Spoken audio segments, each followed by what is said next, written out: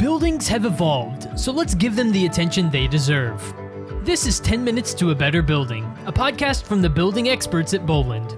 We're a building solutions provider with more than 350 professionals and 150 technicians with one goal in mind: to make your building better. Hello everyone, and welcome to another fantastic episode of 10 Minutes to a Better Building, brought to you by the building experts at Boland. I'm your host, Tyler Kern, thrilled to be with you as always. Now today we're taking a look at the financial side of things and some of the primary obstacles that hold building owners back from making investments in having a better building, which I think this is a really interesting and important topic to discuss. And joining me today is James Tucker. He's an energy services account executive at Boland. James, great to have you on the podcast. Thanks for joining me. Hey, Tyler. Yeah, thanks for having me. I'm excited to be here. Well, I'm excited to dive in, so let's do it, James. You know, we've outlined a number of ways on the podcast that building owners can improve their buildings, but what are some of the obstacles that hold owners back from really jumping at some of these opportunities? Yeah, that's a great question. There are a lot of reasons why owners aren't jumping at these opportunities, but the four most common obstacles that we encounter are lack of capital. Cash is king, right? While many owners prefer to pay cash due to the timing and availability of funding, it usually results in delaying or preventing infrastructure upgrades. This is because companies often use available working capital for inventory, accounts receivable, and operating expenses necessary to grow their business, rather than, from their perspective, tying up cash in infrastructure and capital equipment not directly related to their business strategies. The second obstacle is what is referred to as split incentives. This is when the cost and benefits related to reducing energy usage falls to different parties. Let's say, for example, you're an owner of a commercial building that has a triple net lease. The tenant pays a utility bill, which means that you, as the building owner, will never realize the benefit of a lower utility bill. So in the end, you decide not to invest in an energy efficiency project. This could also be flipped for a tenant that leases an entire building.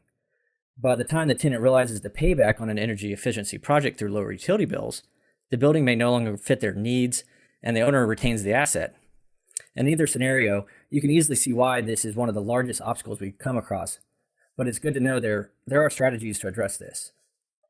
Another obstacle is the desire for an owner to use traditional funding and evaluation methods. This looks like a typical owner that wants to pay cash and expects a 3-year return on investment or less.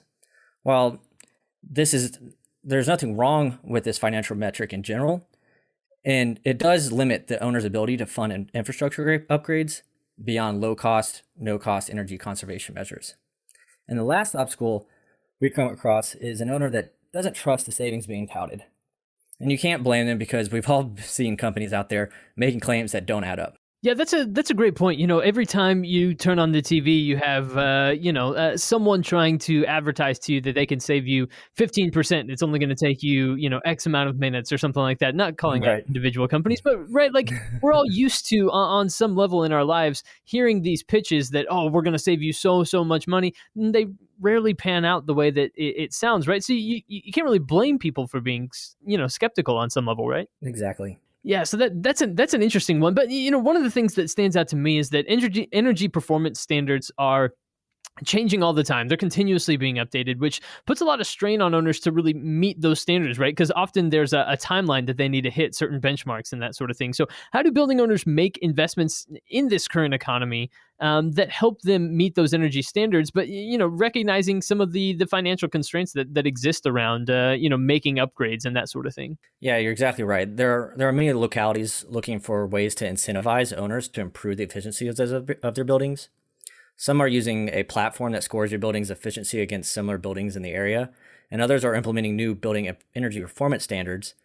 And because of these performance standards, owners are facing benchmarking laws that put a timeline on meeting specific efficiency thresholds, or they could be penalized.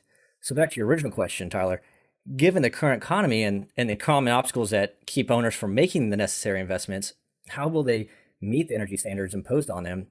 And, I believe that alternative funding strategies can help an owner structure project finances so the payments are less than the energy savings. In other words, Boland can help owners to stop paying rent to the utility companies and instead invest that money back into their business. And some of these strategies we evaluate include federal and state tax benefits, utility incentives, energy procurement strategies, Plus, there's grants and finance vehicles. And I know this can sound overwhelming. However, Boland has a team focused on these alternative funding strategies, which is why we are so successful in implementing a more sustainable investment for our clients. So, like you mentioned, Boland has a team kind of built around this. So, how can that team and how can the experts at Boland help guide a building's financial stakeholders to help maybe identify some of their priorities and gather the right metrics and things that they're going to need to help them really reach those goals that they have? Well, whether you're for-profit or nonprofit or commercial real estate or healthcare, every owner has a different opportunities when it comes to energy efficiency projects. But by sitting down with a building stakeholder to understand their priorities and gather financial metrics, we can share insight in how to meet the energy performance standards while making sure the building works better for you, your occupants, and your bottom line. That's really fascinating that's able to happen. So, what are some factors to consider when it comes to financing vehicles and things along those lines? Different strategies that exist to really help work towards meeting some of those goals. Are there factors to think through? Are there things that people need to be aware of when it comes to these numbers and what their goals are? Yeah, first and foremost, I want to make clear that Boland is not a bank or an accounting firm, which is why we don't want to prescribe a solution, but to provide your team with options that align with your goals. Then you can consult with your accountant or bank to confirm these approaches for your business. With that said, in order to narrow down your financing options, there are some factors to consider when evaluating different financing vehicles. And these factors include the stakeholder's tax appetite. Does the project qualify for state and federal tax credits? And if it does, can the owner or does the owner want to take advantage of the tax credits? Another factor is owner's performance risk. Earlier, I talked about how owners may not believe the savings being touted. Well, some financing options transfer the risk from the owner to the contractor. So instead of the traditional financing mechanism, which puts the performance risk on the owner, a performance contract puts the risk on the contractor through utilizing a measurement and verification process. It's also worth noting, though, that there are financing vehicles that require third-party verification on the proposed energy savings, which provides the credibility without the extra costs associated with measurement and verification requirements. And the last factor to consider is the stakeholder's financing risk. Owners need to understand how each vehicle affects their balance sheet, credit line, and the terms. A 0% interest sounds great. However, the goal is to create cash flow positive project, and the term may be too short, or it could require a large upfront capital investment, and therefore it could make sense to consider a 4 to 5% interest rate over a longer term and no upfront capital. So, James, we started off this conversation talking about the obstacles that hold building owners back from making these investments and jumping at these opportunities to improve their buildings. And now that you've kind of laid out some more of this information based around the financial side of things, how would you respond maybe to some of those obstacles? If you're talking to a building owner and they say, maybe lack of capital is the issue, or split incentives, or not trusting savings, how would you respond maybe to some of those obstacles that are in the way, that are holding building owners back in light of the other information that we've talked about here on the podcast today? I mean, that's a great question. And I think the first thing I would kind of say to them is, let's not take financing vehicles off the table. I know financing can be a dirty word a lot of times, but, and capital and cash is king, but, we can start with implementing the project with a finance vehicle. And once you finally get the available funding or acquire the capital that you need, you can always pay off that financing vehicle at that time.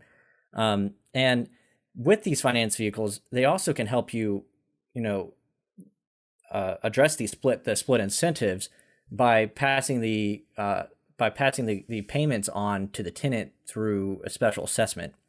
So there's I guess the main takeaway would be, I get that all this information can seem very complex, but, Boland has the tools needed to help you develop and implement a successful energy efficient project, and we act as your fiduciary. Well, James, if people have questions and they want to maybe seek out Boland or have a conversation with you about some of the questions they have in this area, what's the best way for them to reach out and to get in touch with you? We have great tools on our website that you can go to. You can also call our main line, and they know how to get a hold of us.